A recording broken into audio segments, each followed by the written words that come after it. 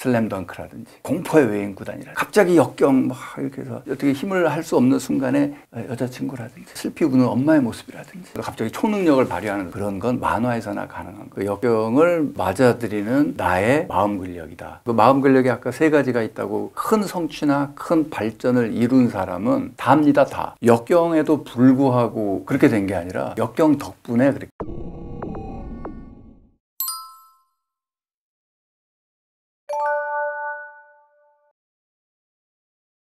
여러분 만나 뵈서 반갑습니다. 지금 이 채널이 김 교수의 세 가지잖아요. 네. 예. 근데 저도 김 교수입니다.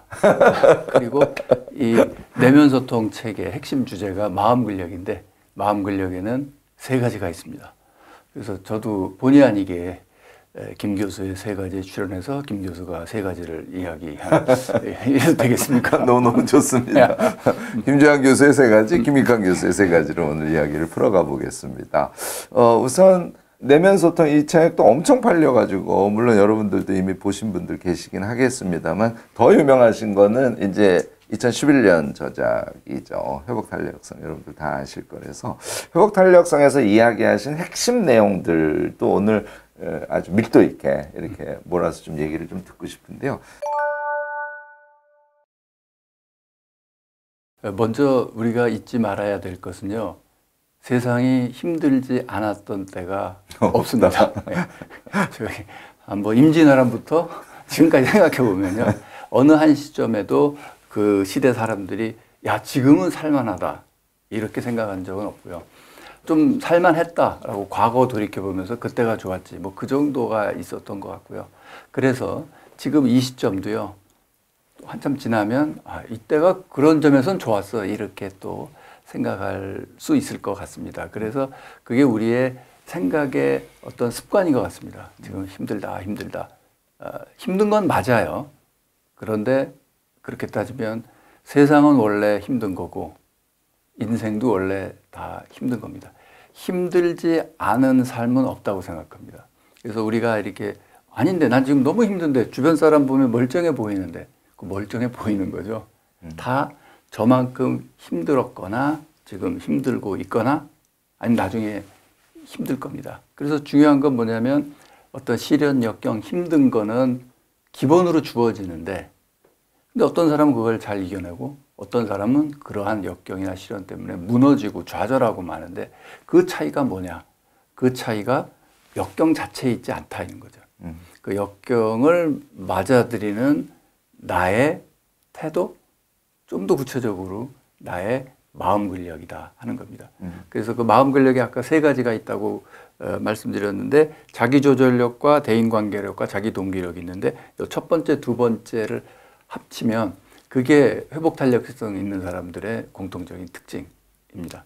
그래서 자기동기력과 자기조절력 1, 3번을 합치면 그게 어떤 끈기라든지 그릿이라든지 과제지속력을 발휘하는 그런 그 힘이 되고요. 그래서 세 가지를 다 키워보자 하는 게 마음근력 훈련입니다. 네. 다입니다, 다. 다라는 게 뭐냐면 큰 성취나 큰 발전을 이룬 사람은 역경에도 불구하고 그렇게 된 게 아니라 역경 덕분에 그렇게 됐습니다. 그래서 뭐 안데르센이라든지 뭐 조앤 롤랭 그 작가들부터 시작해서 뭐 처칠 수상 뭐 과학자들 뭐 누구 그냥 우리가 아는 뭐 이승엽, 마이클 조던 우리가 아는 누구나가 다 그냥 사례가 됩니다. 그래서 어떤 사람이든지 우리가 볼 때 큰 성취를 이룬 그 결과만 놓고 보면 아, 원래 재능이 있어. 원래 운이 좋아 저 사람은 이렇게 보일지도 모르지만 과정을 보면요. 다 역경 다음에 튀어오르고 역경 다음에 튀어오르고 그러니까 이게 M자처럼 이렇게 튀어오르죠. 그래서 그 말이 맞습니다. 실패는 성공의 어머니. 우리가 다 아는 것 같은데 실패는 성공의 어머니 좀 더 정확하게 말하면 실패 많이. 그래서 그거 내려가지 않으면 올라갈 수 없습니다. 뒤로 움츠리지 않으면 앞으로 나갈 수 없다 이거죠. 지금 김 교수님 말씀 다 납득을 하면서 이제 머릿속에 이제 뭐가 남냐면 아니 그러면 어떻게 하면 그 사람들처럼 되는데 이런 생각을 아마 하고 듣고 계실까요? 그리고 또 한 가지 의문이 들을 텐데 아, 그 사람들은 좀 선천적으로 그런 탄력성의 힘을 갖고 있었던 거 아니야? 나는 그게 안 되는 것 같아. 이렇게 생각하실 수 있어요. 일단 마음 근력이라는 말이 일종의 그 은유, 메타포 아닙니까? 다시 말해서 마음에도 근육이 있다 이런 뜻이에요. 그러면 많은 학자들이 멘탈 머슬스, 마음 근력이라는 그 메타포를 왜 쓰느냐면요. 몸에 근육이 있는 것처럼 마음에도 근육이 있다. 그 얘기는 뭐냐면 몸의 근육, 체계적이고도 반복적인 훈련하면 강해지죠. 그러니까 마음 근력도 이렇게 강해진다. 이겁니다. 여러분 이렇게 해보세요. 그러면 이두근이 좀 잡혀요. 어떤 사람은 근육이 크고 어떤 사람은 작고 어떤 사람은 많은 걸 들어올릴 수 있고 어떤 사람은 조금 힘이 없어요. 그럼 그게 선천적일까요? 대부분 선천적이라고 생각하지만 아닙니다. 선천적인 요소보다는 대부분 내가 지난 2-3달 동안 팔을 얼마나 썼냐에서 결정되는 겁니다. 아무리 팔 근육이 많은 사람도요. 부상으로 예를 들어 깁스하고 팔 딱 고정시켜 놓고 2-3달 팔 하나도 안 썼다. 그러면 거의 뼈만 남습니다. 선천적인 게 아니에요. 아니 나 요새 팔 운동 안 했는데 팔 운동 안 했어도 예를 들어 뭐 젓가락질이라도 하고 팔을 어느 정도 움직였을 거예요. 그래서 근육이 이 정도 있는 거고요. 이거 더 많이 하면 더 세질 거고요. 그렇게 생각하시면 됩니다. 예. 마음 근력 키우는 것에 대해서 우리가 더 관심을 가질 수밖에 없지 않습니까? 그래서 제가 이제 강조하는 게 이런 겁니다. 우리가 지금 교수님께서 말씀하신 그 질문 속에 담겨 있는 게 뭐냐면요. 데카르트 철학입니다. 갑자기 웬 데카르트? 왜냐하면 몸과 마음 이원론, 심신 이원론은 17세기 데카르트가 아주 정립을 해놓은 겁니다. 나는 생각한다, 고로 존재한다 이렇게요. 그래서 강한 정신력으로 어떤 거 할 수 있는 거, 연결되어 있는 거 아니 그런 뜻이 아닙니다. 그것도 이미 이원론이에요. 그리고 정신이 세고 뭐 이렇게 이를 악물고 내가 집중하면 뭐 갑자기 힘도 세진다며 그것도 이원론이에요. 그게 무슨 얘기냐면 만화 때문에 많이 그런 것 같아요. 예를 들어 만화에 잘 나타나 있습니다. 슬램덩크라든지 공포의 외인구단이라든지 갑자기 역경 막 이렇게 해서 정말 뭐 어떻게 힘을 할 수 없는 순간에 옛 생각이 떠오르죠. 여자친구라든지 뭐 슬피 우는 엄마의 모습이라든지 막 이런 게 떠오르면 갑자기 막 이렇게 부글부글해지고 영화라면 막 우궁궁궁 움직이면서 갑자기 초능력을 발휘하는 듯한 뭐 이런 게 나오죠. 그런 건 마음 근력이 아닙니다. 그런 건 만화에서나 가능한 겁니다. 현실적으로요. 어떤 사람이 지구력을 갖고 꾸준히 무슨 일을 한다라고 했을 때 예를 들어 오래 달리기를 꾸준히 해서 능력을 더 발휘하거나 아니면 꾸준히 더 공부를 오래 한다. 지구력, 인디오런스를 발휘한다고 했을 때 생각만으로는 도저히 되지 않습니다. 생각은 몸의 일부 작용의 반응을 뿐입니다. 어떤 걸 쭉 해나가려면요. 다시 말해서 정신력을 쭉 발휘하려면 몇 가지가 받쳐줘야 되는데 한 5가지 정도가 받쳐줘야 돼요. 뭐가 받쳐줘야 되냐면 첫째, 뉴럴 네트워크, 신경망이 받쳐줘야 돼요. 무슨 얘기냐면 나 해야 돼 이 생각이 있어야 되고요. 그 다음에 그거에 따른 엔도크로놀로지라고 하죠. 이 내분비계 그 시스템, 이 뉴럴 시스템 밑에 내분비 호르몬 시스템 그거에 따라 도파민도 나오고 코르티솔도 나오고 아드레날린도 나오고 이 시스템도 잘 돌아가야 돼요. 그 다음에 근육 시스템이 돌아가야 돼요. 앉아서 공부해도 근육이 필요하고요. 근육 시스템이 돌아가야 달리기도 하고 뭐 할 수 있어요. 이걸 또 잘 돌아가게 하려면 혈액순환, 심장이라든지 혈액 시스템이 잘 돌아가야 이게 다 잘 돌아갑니다. 그리고 이게 또 혈액 잘 돌아가고 이거 하려면 폐기능, 호흡이라든지 여러 가지가 다 돌아가야 돼요. 그럼 어디서부터 어디까지가 정신력이에요? 이 5가지가 다 정신력을 가능하게 하는 겁니다. 뉴럴 시스템만이 아니고 사실 뉴럴 시스템도 몸의 일부고요. 이 시스템이 다 돌아가야 끈기 이런 게 나오는 겁니다. 겉보기에 와, 저 끈기 있어 이게 되는 거예요. 그러니까 그럼 어떻게 해야 돼요? 훈련하면 됩니다. 이 지금 말씀드린 5가지 시스템을 체계적이고도 반복적인 훈련. 그래서 이 내면소통책의 8장, 9장, 10장 여기를 보시면 이거를 키우는 여러 가지 전통적인 훈련 시스템을 다 소개하고 있는 겁니다. 어떤 건 운동 같아 보이고 어떤 건 명상 같아 보이고 어떤 건 호흡 훈련 같아 보이고 하지만 그 목표는 이걸 키움으로써 역량, 정신력을 발휘하게 하는 것 이렇게 말씀드릴 수 있습니다. 지금 교수님이 말씀하신 게 사실 우리의 일상을 치밀하게 한번 생각을 해보면 거의 너무 쉬운 얘기. 저 말씀이 옳고 당연하구나 하는 걸 여러분들 금방 느끼실 수 있을까요? 저도 운동 엄청 좋아해가지고요.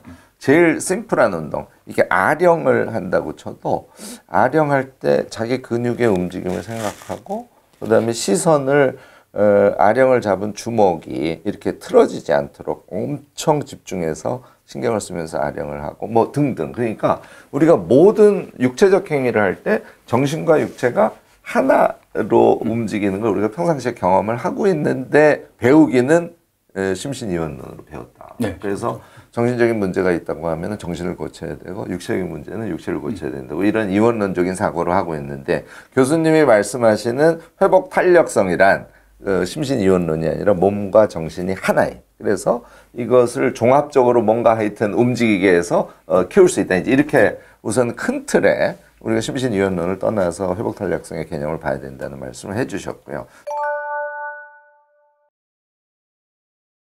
몇 가지 키워야 될 요소들이 있습니다. 그러니까 예를 들어서 작심 삼일이야 그러면은 그 말 속에는 과제 지속이 좀 부족해도 있어요.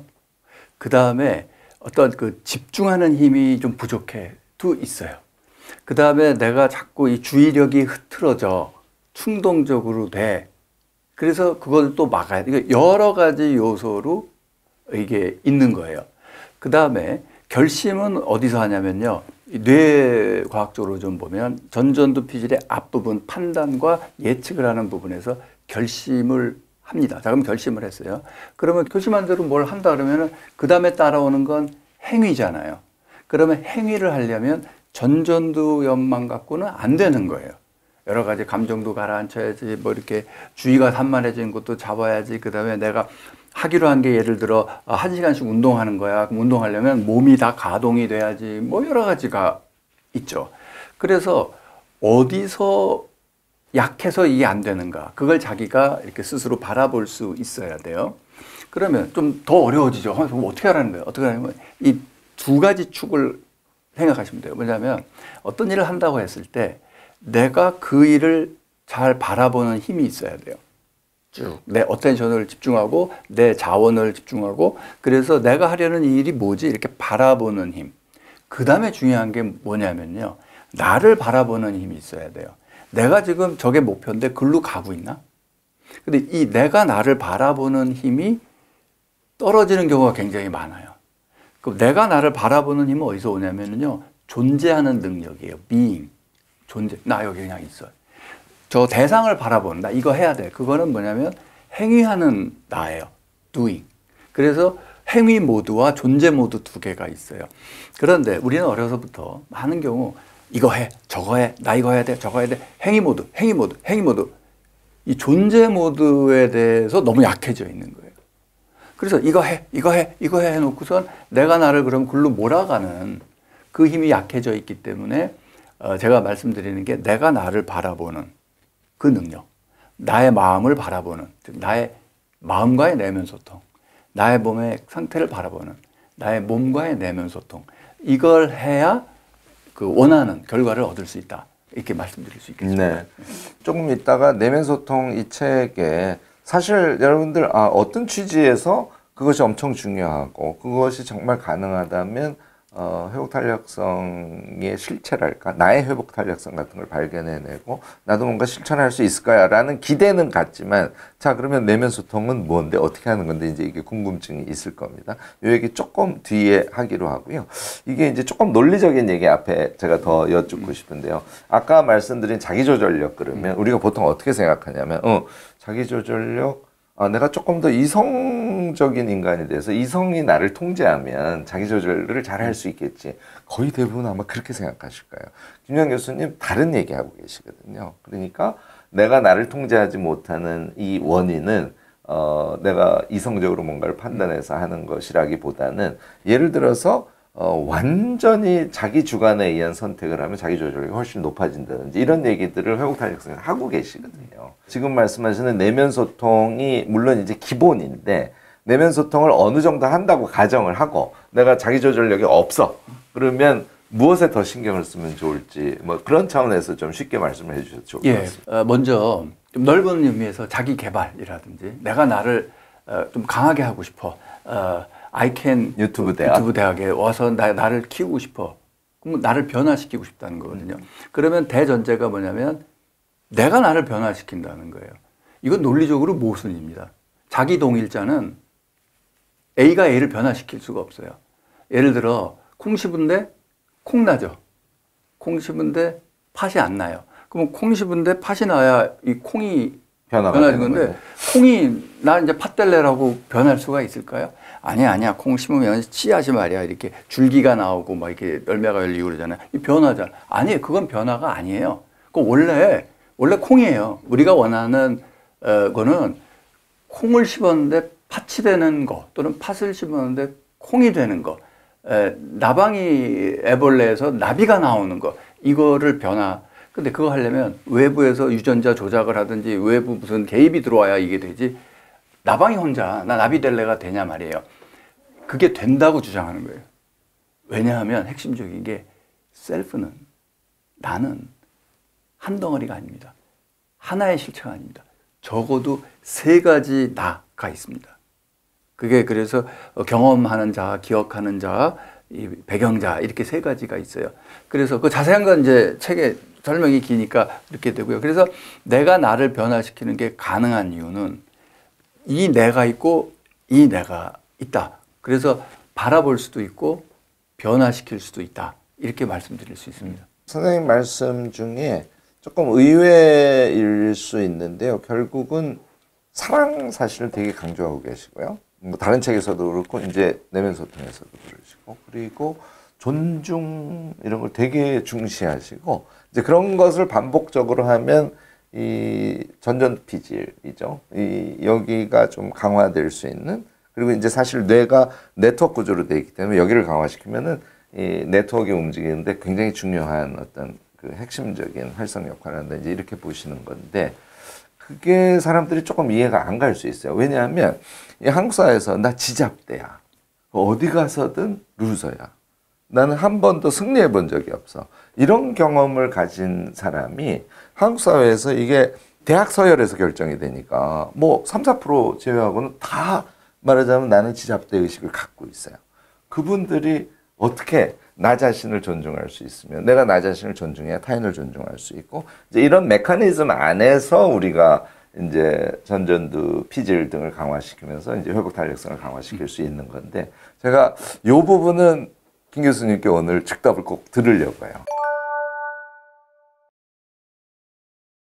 굉장히 중요한 질문이고요. 답이 좀 길어질 수도 네, 있습니다. 좋습니다. 네, 일단 이렇게 하겠습니다. 우리가 원하는 건 뭐냐, 어떤 일을 하고 힘을 발휘하고 이성적이고 이런 건 다 전전두 피질 이 앞쪽의 작용입니다.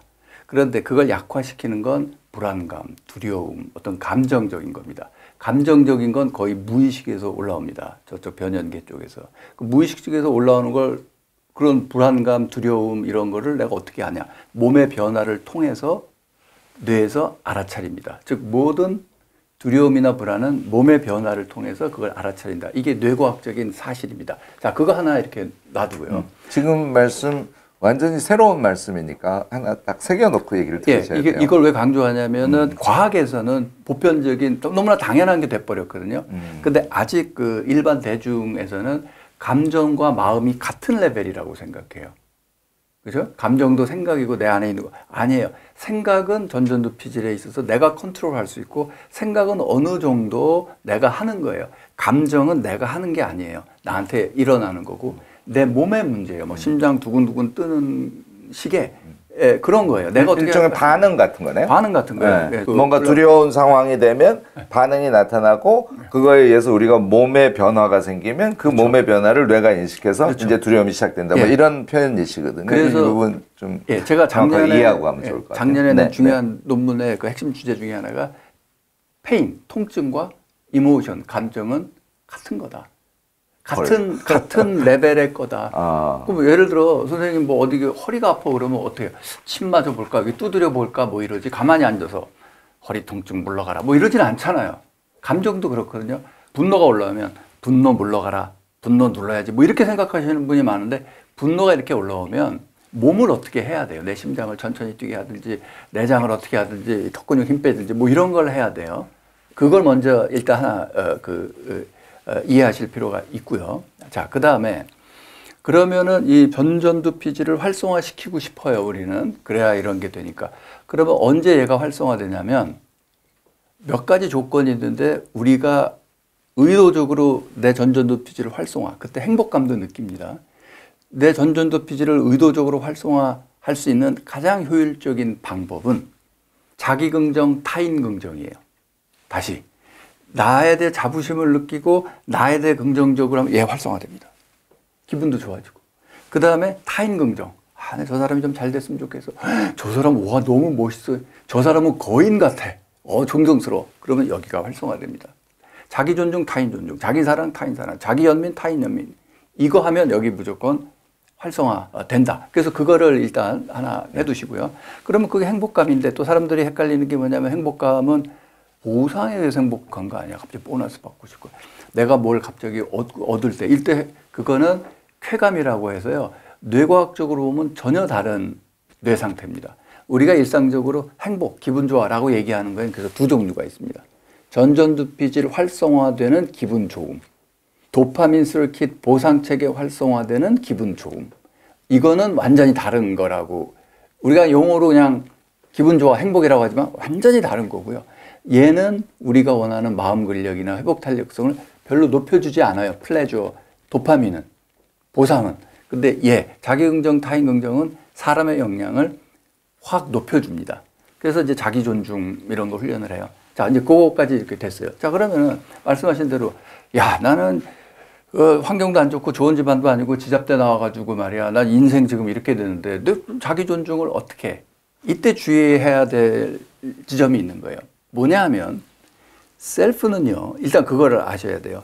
지잡대 나오고, 난 뭐 이렇게밖에 안 됐어. 그거는 리얼 나가 아니에요. 그러면 이거 우기는 거 아니야? 뭐 종교적인 얘기 아니, 진짜예요. 이 컵 갖고 예를 들어 볼게요. 자, 이게 제 컵이에요. 제 먹이고 컵이에요. 근데 마실 수도 있고 움직일 수도 있어요.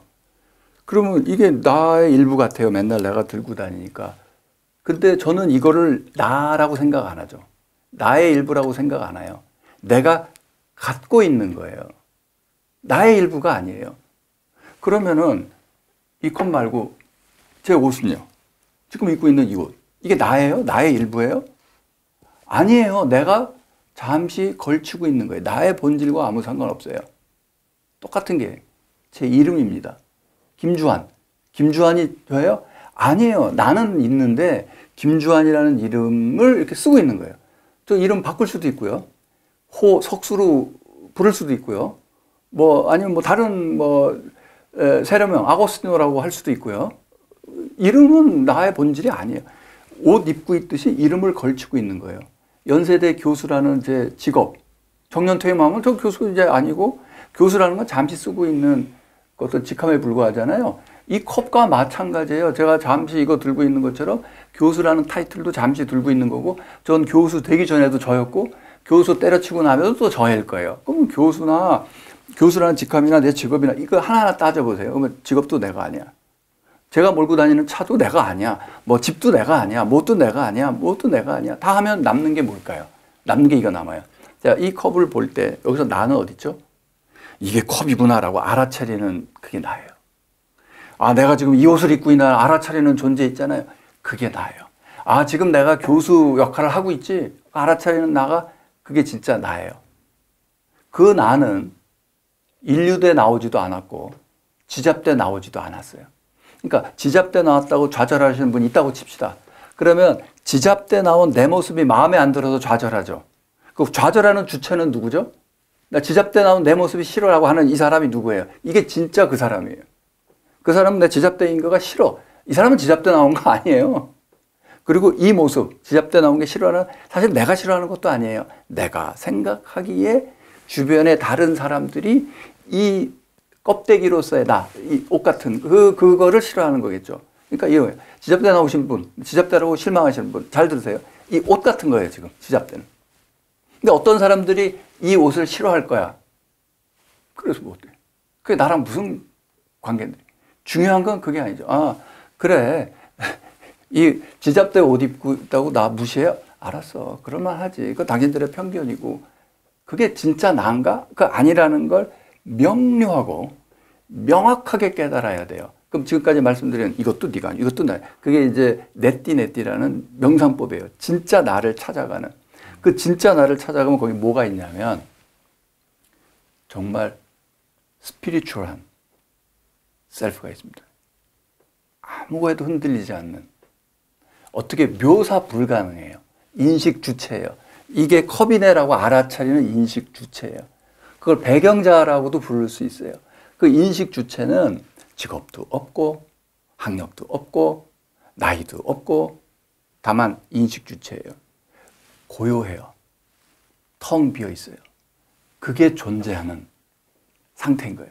아, 뭐 지잡대 나왔다 뭐 했다 이건 doing 하는 거 얼마든지 변할 수 있어요. 그래서 그걸 먼저 확실하게 나라는 거는 뭐냐. 많은 분들이 그 스트레스 때문에 시달리고 멘탈 때문에 시달리시는 많은 분들은 자기 자신에 대한 비난, 비판, 혐오 있어요. 나를 미워하고 나를 혐오하고 나를 미워하고 나를 맨날 자책하잖아요. 그런 사람들은 멘탈이 약하고 굉장히 불안한데 그때 깨달아야 되실 건 뭐냐면 내가 내 모습이 너무 싫어 할 때 싫음을 당하는 내가 있고 싫어하는 내가 있죠. 얘가 진짜 여러분 그거는 이건 아무 상관이 없어요. 그래서 그걸 찾아가는 게 이런 내면 소통 훈련의 아주 기본 방향이라고 말씀드릴 수 있습니다. 답이 됐나요? 제가 하다 보니까 너무 깊어서 안 됐어요. 좀 구체적인 농담입니다. 제가 또 2부에서 계속 그 내면 소통 이 책에 들어가 있는 내용들을 한 단계 한 단계 밟아서 다시 얘기를 할 거니까 여러분들이 이 영상 통해서 그리고 2부 영상 통해서 답을 얻으실 거고요. 그런데 이제 방향성은 조금 이야기를 해도 좋을 것 같아서 요거는 이제 회복 탄력성에 쓰신 내용이고 내면 소통에서 기본적으로는 그 정신을 유지하고 계신데 이제 인도의 그 인사법 나마스테 얘기를 그 이제 11년 책에서 하셨잖아요. 대부분의 사람이 여기에 뭐 속된 말로 뻑 갔어요. 그러니까 무슨 얘기냐면 사람을 볼 때 그 안에 존재하는 신에게 경배하는 그런 느낌의 인사란 말이죠. 그러니까 김장 교수님은 11년 전작을 내실 때부터 사람 안에 존재하는 신, 얘는 신과 상관없이 철학을 하는 사람들에게는 대체로 그걸 존재라고 하죠. 그러니까 그런 그 퓨어한 세계가 있기 때문에 그것에 자기가 가까이 가면 거기에서부터 내면 소통, 그러니까 그 행위 자체가 내면 소통이고 거기에 도달하면 그 다음에 근력을 키운다든지 이런 것들이 가능하다고 기본적으로는 보고 계신 것 같아요. 제 설명이 예, 맞습니다. 맞아요. 너무 다행이네요.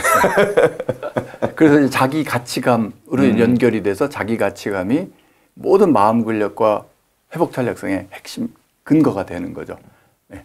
실제로 제 개인적인 경험으로는 내 안의 존재라든지 내 안의 어떤 영성이라든지 이것을 느끼는 것보다 타인에게 느낀 것이 계기가 돼서 내 안에도 그런 존재가 있었네. 나를 둘러싸고 있는 나의 학력이나 기타 등등 나에 대한 주변의 평가나 이것보다 내가 나를 훨씬 더 사랑하는 게 나의 삶에서 출발이네. 이런 걸 느낄 수도 있을 것 같아요.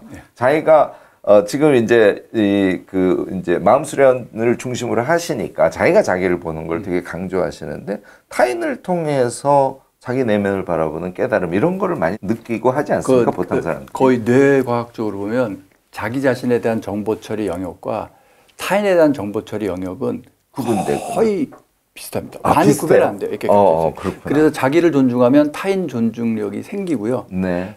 타인을 자꾸 존중하다 보면 자기 자신을 존중하게 됩니다. 나를 높인다고 해서 남을 폐마하는 게 아닙니다. 가치가입니다. 이 두 가지는. 네. 여러분들 조금 긴 얘기이면서도 이제 우리가 그러니까 내면 소통의 본질, 다시 말해서 우리가 삶을 살아가는 어찌 보면 가장 근원적인 문제이자 힘을 찾아가는 그런 현실적인 문제이기도 한데 좀 길게 좀 근원의 얘기를 좀 나눴습니다.